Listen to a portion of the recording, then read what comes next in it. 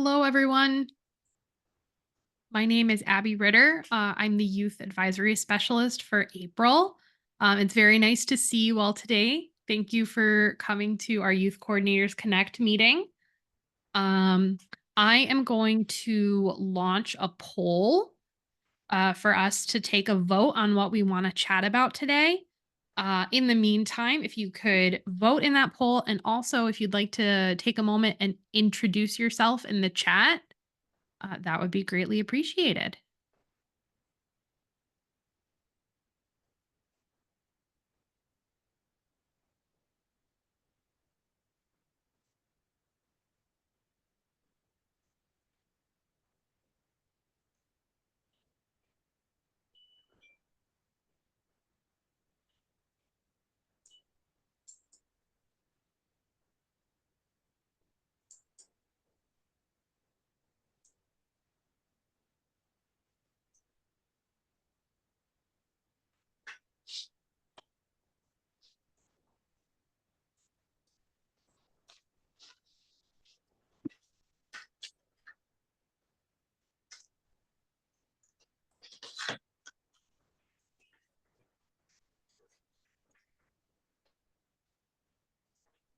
We will just wait another moment while folks vote and see if anybody else is going to join us today.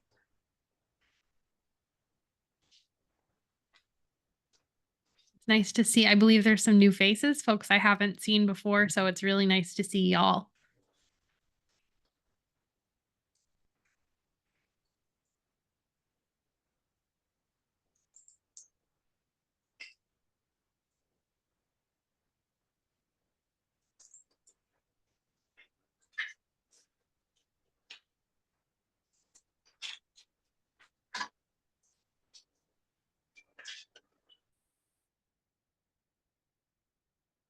All right, I believe that's everybody in the poll. Kendria, thank you for introducing yourself. Hi, Ryan. Nice to meet you. No worries about your camera. All right, I'm going to go ahead and share the results of this poll. It looks like today folks are really wanting to focus on program planning and social programs, and we'll see how we do on time tapping into the rest of these. So for folks who voted on program planning and social programs, what kind of support can we all give each other today?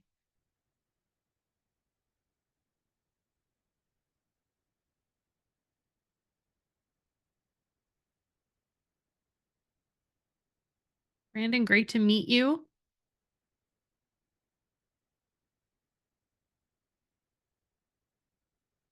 What kind of stuff does everybody have going on at their centers, at their programs? Or what don't you have going on that you would like to start? How can we help you with that program planning?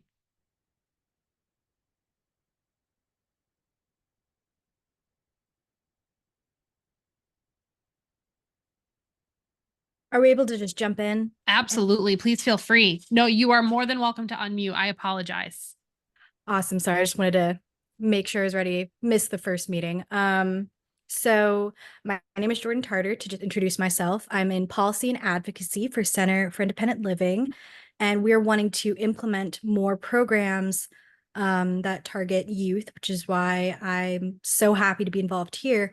So I could really use some guidance on getting started in developing a program and youth outreach. Excellent. Thank you so much, Jordan. Does anybody have any words of wisdom that they could offer to Jordan on how to get started?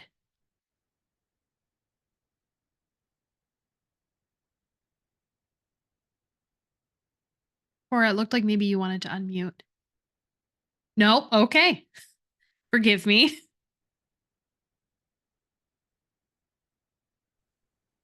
Well, I'll start off the conversation by sharing that Coalition for Barrier-Free Living, we're based out of Houston with 2 additional satellite offices, one in Brazoria County and Fort Bend County. And we are actually bringing our youth transitions program back alive. We had our program quite some years ago, and with the change and turnover from different employees, it kind of got lost. Mm. So with our new executive director, we are making those implements of changing, creating, and reviving our program. And we actually had our first meeting with our youth last week, and we're working on different skills, and it will be helpful to find out what are some inventive ways to keep the children engaged but still developing those skills that they need to achieve independent living goal. So it sounds like we've got Lakendria who's gotten started and Jordan who's looking to get started. And how do we get youth involved? How do we keep them engaged? That's the $1 million question, right? So I can say that from the April standpoint, we have run a number of youth programs over the years, and we're always trying to kind of navigate the issue of keeping young people from feeling like they're being forced into socializing while also giving them the opportunity to socialize if they so choose. So kind of tying in this idea of social programs, I think maybe a good place to start is to kind of loop folks in on doing something that maybe doesn't feel like it's IL skills or transition skills, because the second we tell, especially, young people who are neurodivergent, and I can speak to this from experience as an autistic person who was a young person not that long ago. The second somebody tells me I have to do something, I'm done. I'm out of there. Goodbye. But bringing them in under the guise of we're going to do something that's fun and creative or silly, and then giving them the chance to sneak in those skills, I think is always a solid way to go. I actually had some advice. Go for it. So our program, we have a pretty great youth program. I think the only issue we have is diversifying our group. It tends to be a lot of younger men and boys who come through our program, but we have a place called BASE, and it's an all abilities activity center. And so Thursdays we have game day where there's every kind of video game you can imagine, and there's board games, and you can play Magic the Gathering, like we have just all kinds of stuff. And that's just open, and it's all abilities. So, it doesn't, it's about integration. It's about, those IL skills, like you're saying, Abby, without necessarily like having them know that they're learning them, because they're socializing and they're, getting these opportunities, and they're also, having experiences with people who are not folks who don't have disabilities, as well as people with disabilities. So we get this nice, just kind of combo. We also do like an improv group on Thursday nights, and we have all abilities yoga, and we have an art group. Like, we just have a lot of different options. We mostly get our youth through this class that we facilitate called BALLS, which is a living skills advocacy class. And we go into schools and we do these classes where we teach a little bit about IL living or about the movement. And then we also, play some games and just do some fun stuff as well. And then that is kind of where we say, hey, did you know there's this place called BASE? And then from there, that's how we get people coming in the door. So those are, I don't know, just like, kind of like meeting the youth where they're at, trying to, you know, come to them, instead of having them come to you, and then giving them a space for them to come to you, if they choose. I don't know. That's sort of my advice. Ryan, thank you so much. I will say that BASE and the Summit Independent Living Center kind of wrote the book on how to get youth involved and to do some really incredibly creative programs. So I just very much appreciate your input, Ryan. And uh, we're always so happy to have you all here from Summit and from BASE. At the April conference. Oh, I have people in the waiting room. Oops.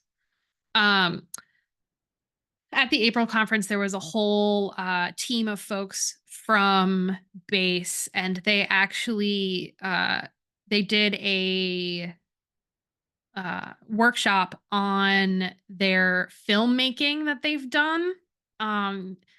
Teaching young people with and without disabilities about acting and about makeup and about how to use film equipment. And they've done all of these incredible short films and using their improv and comedy skills, all while building those social skills that are so important to the things we're teaching in IL. And they actually made a short film at the conference, which was so fun to watch. Everybody put on zombie makeup, and we just had a group of people, zombies of varying abilities and movement styles, just moving through the halls of this hotel. It was really fun to watch. So I'll stop fangirling about BASE now, but No, thank you. That's so cool. Thank you so much. Let's see. I want to make sure that I'm not missing anything in the chat. Scott says outreach is always difficult. Schools is a good place to start. If you have a youth leadership forum, that could be a good base to start from. I would also stay away from language like kids and children. It sends a mixed message. If we're talking about transition, we're talking about teen/young adult/youth. If I'm talking with a transition youth and I'm calling them a kid, I've lost their buy-in. Why should they buy into transition if they're still kids? Language can make a difference in outreach and attracting people. Thank you, Scott. That's really great feedback. Also, Ryan, thank you for sharing the Summit YouTube channel. You can check out some of those short films there. I would say that language is a huge thing, particularly with young people who these days, not to be like, young people these days, but are very connected to the internet and to their peers. And so the way that there is kind of a shared language in a way that I don't know that there was in the past with the world being so interconnected. So I think that language shifts quickly, but also can become so much more specific and so reflective of the young people who are using that language. So definitely thinking about the way that you're speaking and the way that you are presenting the programs that you're creating to young people can make a big difference.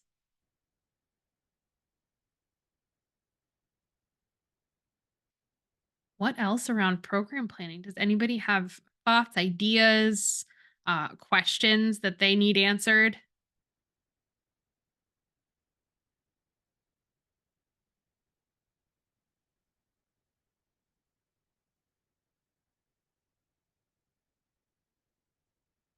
Always feel free to hop right in or type in the chat. Either is fine. Cora, go for it. Thank you. Yeah, I'm just getting started in my new position and I'm trying to brainstorm ways of getting youth more involved. I would love to offer youth something that they want, something that they're interested in, something they're curious about. I love that you have games and you offer a space and a group of people to play games with. I would really be interested in tapping into something that is just fun for them, that draws them, or something that they need that they don't feel that they're getting elsewhere. I would love to be the provider of some unmet need. And so anyway, thank you. I'm very happy to be part of this conversation. Absolutely. We're happy to have you. I know there was a center in Florida, I believe, that one of their young people started running a Dungeons and Dragons group. Um, and that's been a huge deal for them. They, had a young person who had the skills to be what they call the dungeon master, like the game runner, and they were able to put together a party of people who were really interested in D&D. And I'm trying to remember of other sills that have done the same. I think there's been a few, but a really excellent way to work on those problem solving and critical thinking skills, and kind of having that built-in socialization of, every week we're meeting to play Dungeons and Dragons, and you're committing to this time. And so if you've got somebody who's got the skills to do it, I think that can be a big draw, because the hardest thing about, as somebody who plays Dungeons and Dragons just in my own time, the hardest thing about doing it is finding somebody who's willing to run the game. Everybody wants to play, nobody wants to be the dungeon master, because it's a lot of work. I actually have something very related to that. It has to do with conveying such games to parents, because one idea I actually had, so I'm so glad you brought up Dungeons and Dragons, was a virtual campaign using Roll20 so that youth that can't, get out of the house as much for a consistent schedule could do some virtual gaming. And my first idea was D&D, because I actually am a part of a virtual D&D campaign. And my thing there is that I was worried about running into is convincing parents that D&D is IL skills training, that it is something that is worth their child's time, every week, something that is productive. And especially because, Dungeons and Dragons, I feel like in the South, sometimes it doesn't mix, but that was one of the ideas that I did have. So I'm so glad that came up. But then the wall I figured I would hit is conveying this to guardians as something that is useful and important for community integration. How do we communicate how do we communicate this to skeptical parents? Not just D&D, but any social programming. How do we convey that and get past that barrier? Anybody have thoughts?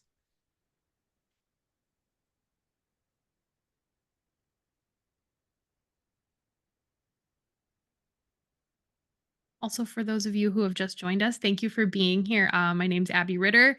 I'm the Youth Advisory Specialist for April. And if you'd like to introduce yourself in the chat, please feel free. Currently, we're chatting about kind of program planning and social programs. So feel free to chime in. Ryan says in the chat, looking for intersectionality in your youth programming is huge. Reaching out to LGBTQ youth with disabilities is a great example of youth that are getting left behind and need spaces in person or virtually. BIPOC youth with disabilities as well. I think it's so important. And if you create spaces that illuminate multiple identities, you will draw people into your programs. So true. You know, people are complex. We are all a web of all of the identities we hold, and making sure that we're doing our best to encompass that, whether that be through focusing hiring efforts, reaching out specifically to marginalized communities. Huge part of creating and building a space. Cora, go ahead. Yeah, just it rung a bell, the parent buy-in. We're actually here in Sheridan, Wyoming. We're starting a workshop tonight that's going to last 11 weeks, and it's called friendship and dating. And it's a really impressive program that was developed by members of the University of Wyoming and the University of Alaska team, all about how to form healthy social relations as a disabled person. And it's really been a challenge trying to market this and get parental buy-in, because most parents say, oh, well, he or she doesn't need that. He isn't into that. But it's important that human connection is important to all people. And then we got flooded with attendees. Just now we have several in the 16 to 21 age, a few in the middle, and then several in the 40 plus range. And so our struggle now is how to integrate all of these individuals and how to find common cultural context for conversations and needs and mysteries and things. And so I'm really looking forward to this. This is so much better than struggling to get enough people. We're trying to navigate between different groups of people who all have disabilities and are interested in getting to know people and how to do it healthily. And so this is going to be a great learning experience. But I love hearing these other ideas of a focus for a group, an excuse to create opportunity and a forum for people to connect. That's what we all need. Absolutely. What a great problem to have. The what do I do with all of these people problem. I feel like that's a tough one these days. But Cora, that's so exciting. Thank you for sharing. Patrick. Is actually also a question for Cora, if I overheard right. Did you say that you also too like combine your consumers like for people like around they're in their 40s too as well with your youth consumers? Is that what I heard correctly? Yes, because we had such a divergence in ages that we were thinking maybe we should split the group and have like up to 25 and then 30 and over. But then we've decided to just try. Tonight is the orientation. And so we're just going to open the table for a conversation and we're going to feel them out. And so this is an exploration, but there's been a lot of concern, especially about parents and their young one being in a group, even though it's by Zoom, it's all virtual, but still being in a group talking about sex with people over 40 might be really uncomfortable. And so we're navigating that right now. I'm glad But that they are mixed. I'm glad that you brought that up because I mean, like right now, one of the most recent things that we have done is that even though I work with youth from ages 18 to 26, but I do have some of them that they're like a little bit over 30, but they're still counted as some youth right now out of school. However, we not long ago we did also to an activity with our independent living advocates who have consumers who are already past that age range in their youth. So one day we had one of the psychologists who comes does activities with us virtually on a periodical basis. Her name is Dr. Lindsay Grove. And we had also to a Wheel of Fortune on sex education, also to Jeopardy questions. And so it was like a great way to combine the youth and the adults. I mean, like to mingle and like not to feel like, let's say, how can I put it this way? I'm left out of the activities that the youth does, because I mean, thankfully, most of our youth, they're already legal adults, 18 to 26. And some of these youth consumers of ours are going to be transitioning into that other department. But yeah, I would have to say that that's really a great idea, a great way, because it also creates that like mentorship between the adults and the youth. That way the youth won't have to feel alone and talking about these topics or uncomfortable, because that's the problem right there too with the parents, is that some of the parents are like, let's say, super protective about that topic. Mm-hmm. Or they also put too much, I mean, their beliefs on that, when they're not letting, I mean, their adult child become independent, to have that independent feeling and that independent thinking of theirs. Thank you, Patrick. It's great to hear that. I love intergenerational groups. I think that there is just so much to be said for connecting younger people and older people, because there's just an inherent learning that can come from, XYZ years of life experience, or I have a lot of life experience, but this is a new thing. They didn't have this when I was a young person. So having that intergenerational connection, I think, is so great. So Cora and Patrick, thank you both. And I can't wait to hear more about how all of it's going.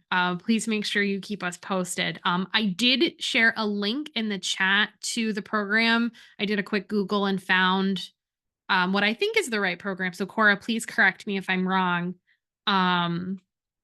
It's the right one. Perfect.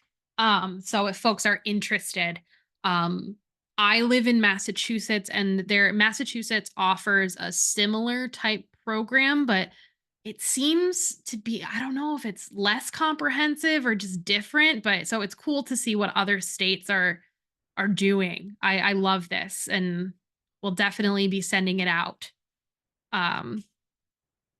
Kendra said earlier, for parents buy-in, gaining the parents' trust and reassurance, having them get involved by having a parent family night to show the building and answering their concerns and questions.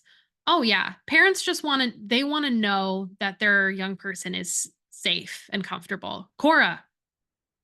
Yes, see, we're having orientation for the workshop tonight, and we've asked all of the participants to bring a guest, and most are bringing a parent. Some of them are bringing two parents. And so I think this is a good first step, and we're inviting all of the parents to communicate freely with us. But that's huge, because no individual is an iceberg. I mean, just everyone is so connected. So it's so important to appeal to the support group as well. Particularly when you're talking about young people with disabilities who are often receiving more or different support than their similarly aged non-disabled peers. Getting that parent buy-in is one of the best ways, I think, to ensure that young person will get access to those really important resources. I'm going to touch on Scott's comment, and then Patrick, I'll come back to you. Scott said, a problem with dating and sexuality is the faulty assumption that people with disabilities are not sexual beings based on their disability. Thus the assumption, quote, my youth doesn't need that. They'll never be in that type of relationship or even have those feelings. And I responded below that this is a huge soapbox of mine, which we're in a like-minded group of people here. I think I don't need to soapbox about it. But if you ever want to hear somebody go off about it, anytime, I would be happy to talk about the ways that I've seen that play out. Patrick.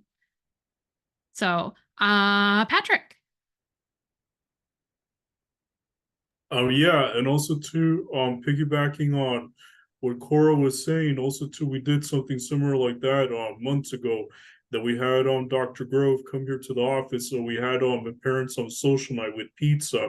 And so then it was like an introduction, like, to the parents that way, to give them that sense of security. Who is Dr. Grove, and why are their kids mentioning her too much? Because even to have had parents mentioning her a lot, like saying, why is my son or daughter like learning so much about now safe sex education? But thankfully they were open-minded and they took it the right way, not like go off ballistic on me about that. So then when they met her, like, they finally felt safe in saying, okay, now I know who my son or daughter's talking to now, and they even interacted with her.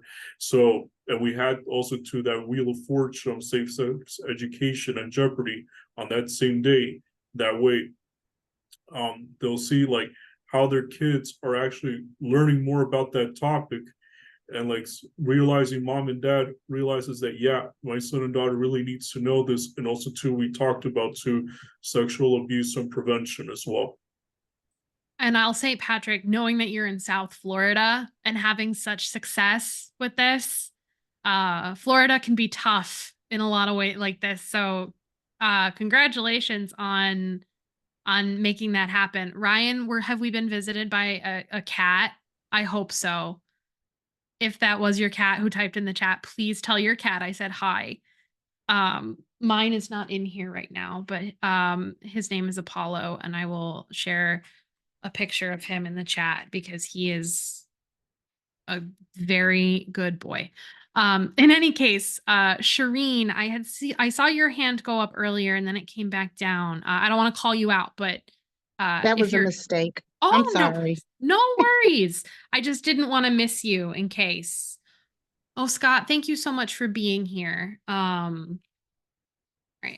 I posted just a picture of my cat in the comments. If anybody needs a visual description, he is a black and gray and white Maine Coon. And in that picture, he is sitting or laying and sleeping on the back of a couch.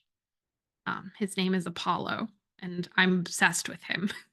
But I have 3 love the cat appreciation. The cats are I'm generally an equal opportunity animal enjoyer, but there's just something about cats.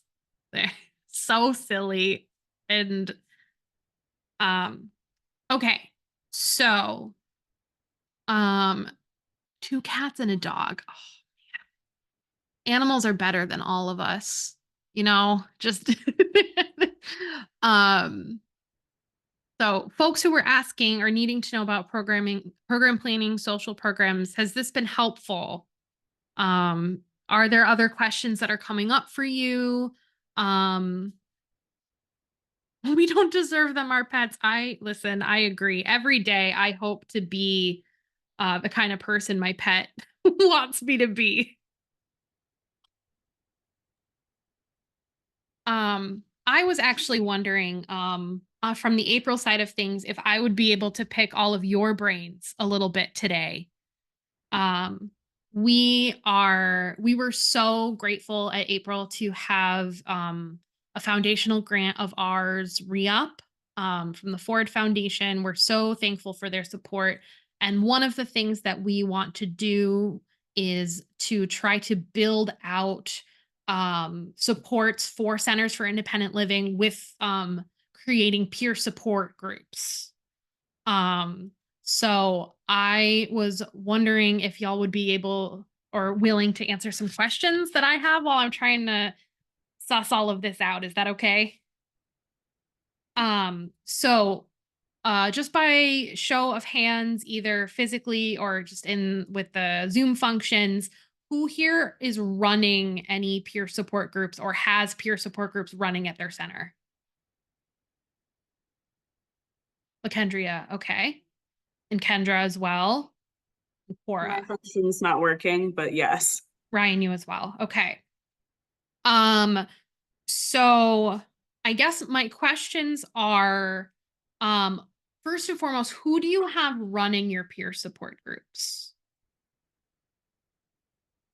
And anybody feel free to chime in. Kendra, I don't know if your hand is still up from before, but It is, but also I guess I'll just go since my hand is up.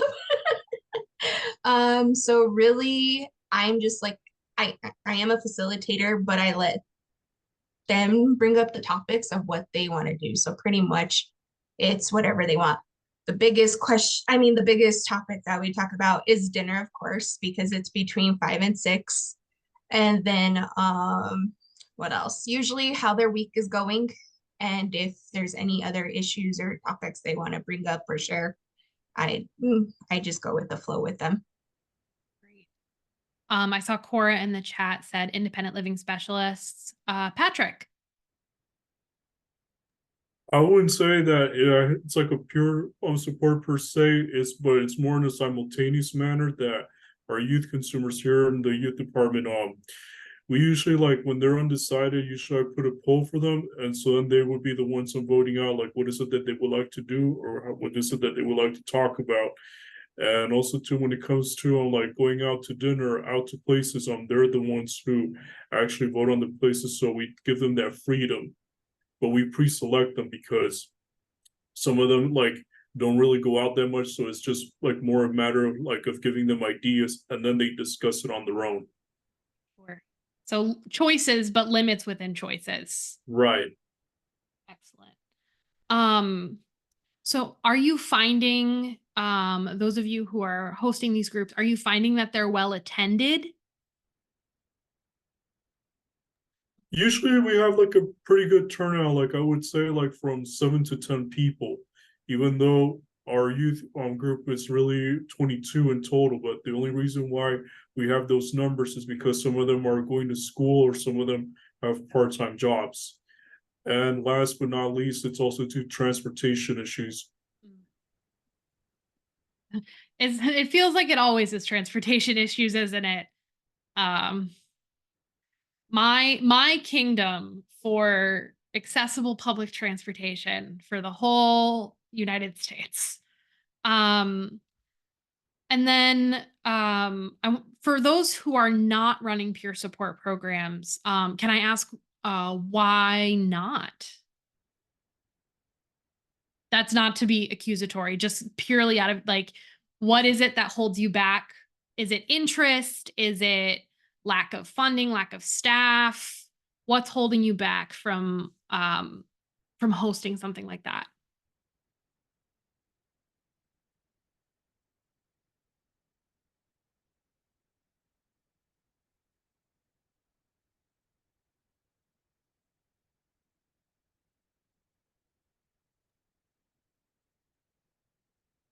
Jordan? I would think it's for us right now, we're kind of in a funding kind of limbo where there's so much that needs resources and then everything's balancing with need and interest. And it just kind of seems difficult, I've been talking to our center director about ways to get the community involved. It's attendance and interest for the social aspect of peer support has been kind of difficult to gather. And then, we need to find ways to utilize funding to get things, going because we've had peer support events in the past, but getting a consistent group, something that has, paired mentors and something that we can consistently monitor and grow has been a bit of a challenge. So we do have the social event aspect, but it's more sporadic rather than something that's just, I would like a more consistent program of peer-to-peer mentorship. Thank you. That's good to know. Ryan says in the chat, it depends on the event and how long the event has been going on. Game night and improv are definitely our highest attended, but they have been going for 7 years. Some of the newer events don't have as many participants. So that's a buy-in issue of how do I know, I only have so much time in a week. How do I know that this other group is going to be worth my time when I know these other groups are what I'm already enjoying them, or I only have time for one, so I'm going to go to the one that I am familiar with. Who do you all have? Like I asked, sorry, I'm all twisted up. Give me a second. How are you training your facilitators, those of you who are running groups?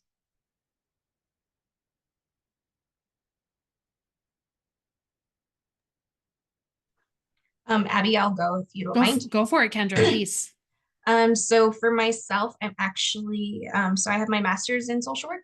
Mhm. So I have already had like facilitator training and I've done others for my human services degree as well so that was my training that I had. Okay. Good to know.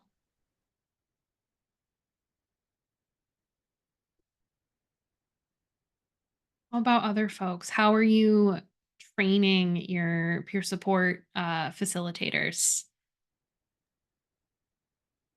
I'm continuously finding webinars to enhance their skills in certain subject matters to make them more articulate and being able to provide the information. Another thing I'm doing is we're doing, I guess you can say, kind of hands-on training experience. We'll have other staff members participate in what it is that they are offering, whatever that subject matter may be at the time, and giving them feedback of how this may come across to some of our consumers. Great. And that's pretty much it. So kind of some of that group process training and role play. I love that.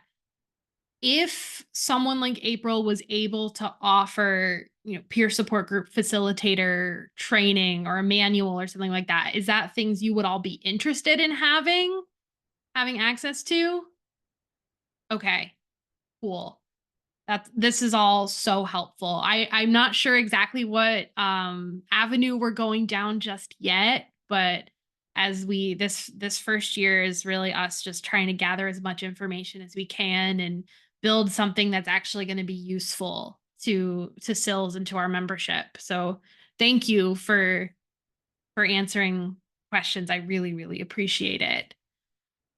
We have about 20 minutes left. Looking at the poll that we ran, folks were also interested in chatting around inclusion of Native American communities in programming, mental health services, and employment.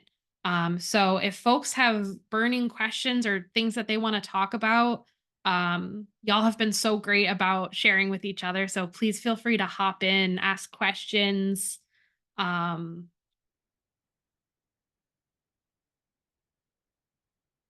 how can we help today?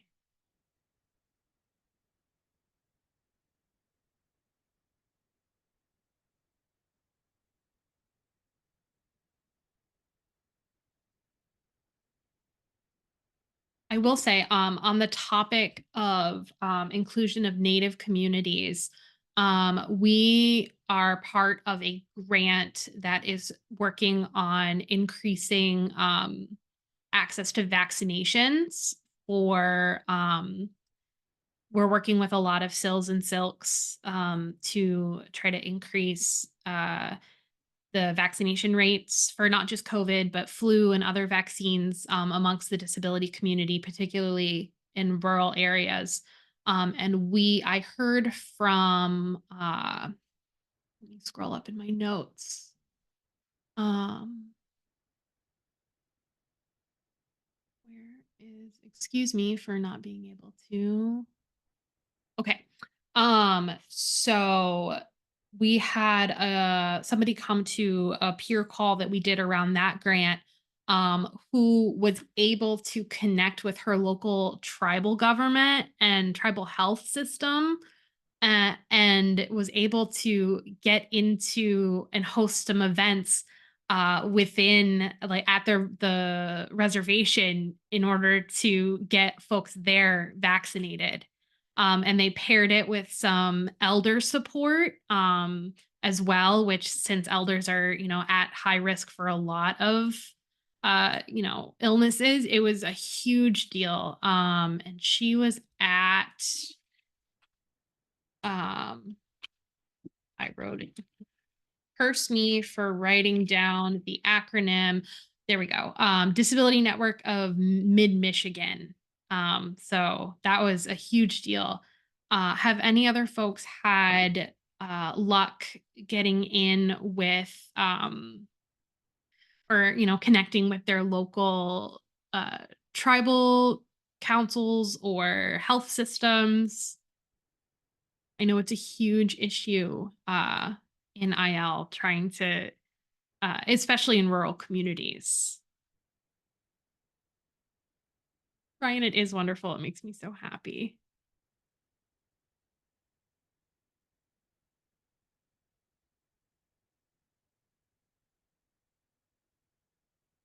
I will say, when we were talking to her, the woman who came to the meeting, her name was Kelsey, and she said that something that was really helpful for her was that she was able to provide total transparency to the folks that she was communicating with, the leadership within the health system. And obviously there are, like, decades and decades, centuries of um, documented discrimination and people taking advantage of Native communities. And so what they were able to do is take the paperwork that had been required to get the vaccines and modify it and reduce the amount that was actually required in order to make sure that there was the trust and comfortability that their information, the folks that were living on the reservation, that their information was not going to be taken by these outside health systems to be able and used against them, or that they wouldn't be taken advantage of. So they were able to ask only limited questions to try to help make folks comfortable, and really did things on their terms. So we are also hoping to, be able to increase our work with connecting with Native communities through April. So I don't know if any of that's helpful for y'all to take away to your own communities. Welcome in, Shannon. Really nice to see you. Thank you. Nice to see you all. We had been chatting a little earlier about social programming and program planning. We have some folks who are newer to their positions. So, and then we just kind of dove in a little bit on connecting with local Native American communities.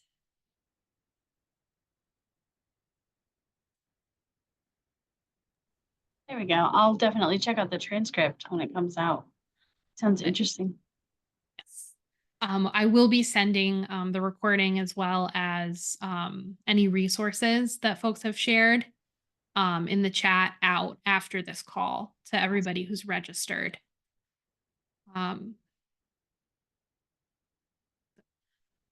else can we all be supportive today? I know we've thrown a lot of information out there.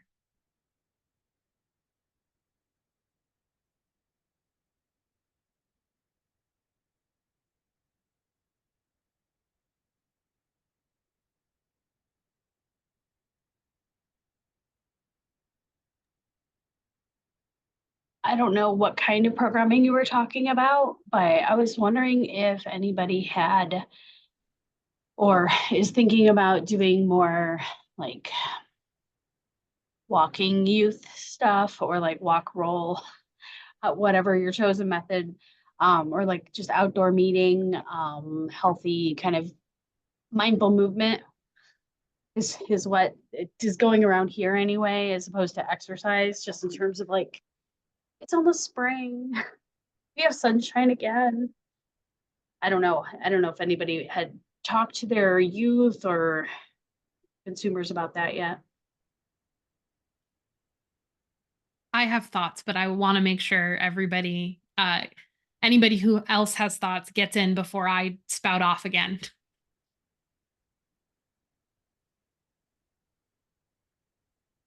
I just know for my group, spring and fall seem to be better because the heat and humidity in Illinois summer really can wreak havoc on a lot of people's conditions. So just Absolutely. throwing that out there.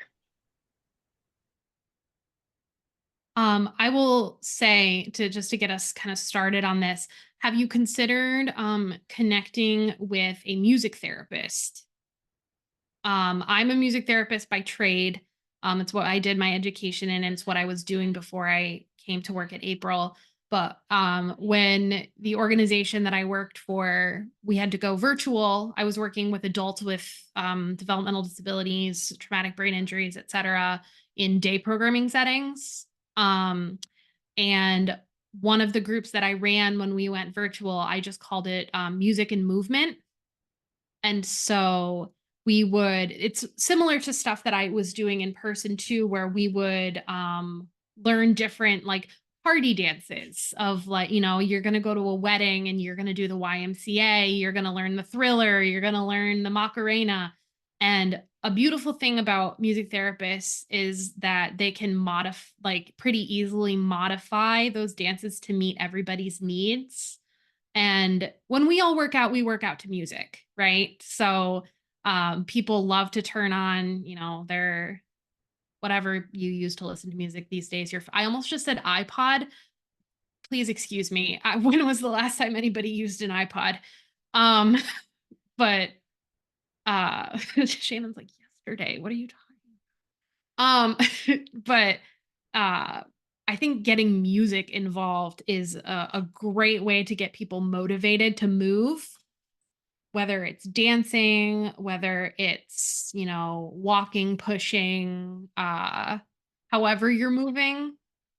And connecting with a local music therapist is, I think, a great way to kind of create that connection for somebody who could maybe be seeking those services outside of a group, or get them access if it's not something that, for example, their insurance would cover. That's great. We have a college, a university, and then community college here, so we can maybe source students that are going through programs like that. Yes. Let me, while other folks are, I'm sure, going to have great ideas, I'm going to look at the music therapy programs that are in Illinois because I can't remember right now. Okay.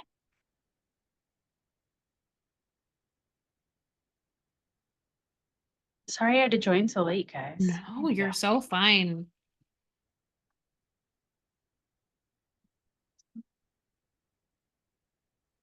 Kendra said, not at the moment, but in our city, they try to do a series of community walks on certain days and times. One of the conservation trusts here is creating an accessible trail. Oh, I love that.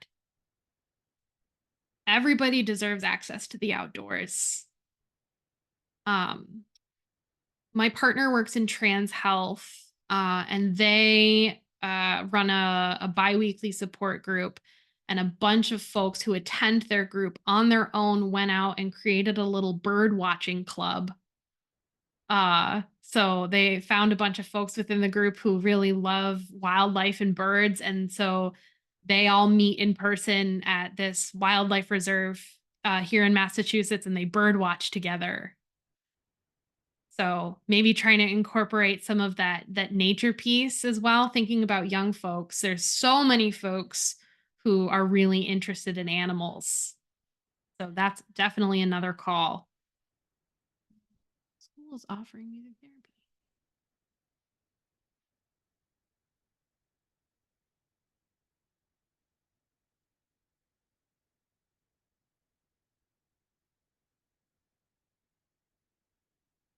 Any other thoughts on intentional movement in groups?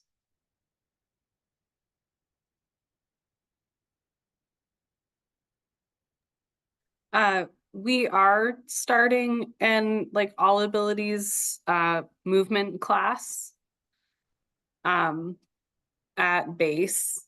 It's going to be very, you know, we're gonna have as many accommodations as possible. And it's really not like a dance class so much as it is like a movement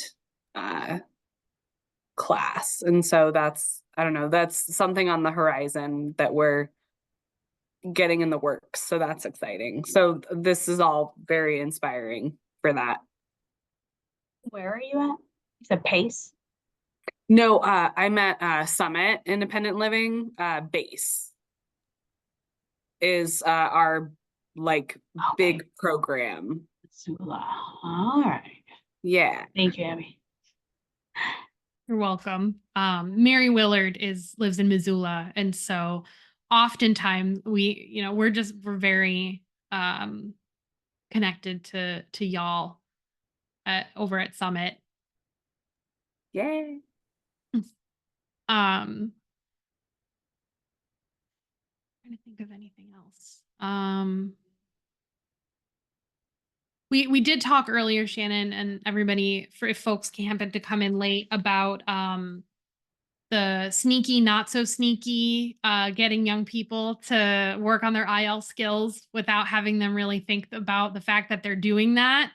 And so mixing in something that is fun or basing your skills training around something that is otherwise just a good time, like maybe mini golf, maybe, other kind of outdoor activities that folks could participate in to get them moving. Bowling. Jordan, go for it. So this is kind of back on the topic of just, movement and dance. So I have been curious about how to implement some more physical and health focused programs for youth here, especially because I have a background in dance and could actually use that. But where that's daunting for me is training on how to make the program as accessible as possible, modifications for every body and implementing that. And I was wondering if anyone had, tips, pointers, or resources I could turn to for training on how to make a program like that as inclusive and accessible as possible, so I don't, deter anyone from the community from joining me. Folks have thoughts or ideas? Well, my first thought is each person they know the most about their body. And it could be a collaborative thing with that group that you assemble to say, how is it best for me to put out here that we're going to make this available to everyone and that all movement is important and whatever you can do, you do. But also, I think, like, not just like, sorry, the like paraprofessionals and physical education students might have more information on that side of like adaptations you can make that are still going to move certain muscles, right? If you can't grip something, can you use a loop? If you can't, just some different things you can do in that way. This is also, I think, a great place to, of course, within IL, we tend to stay away from that medical model very much on purpose. But I think that this is a place where consulting with someone like a physical therapist or a PT student can be a great way to kind of bridge that gap.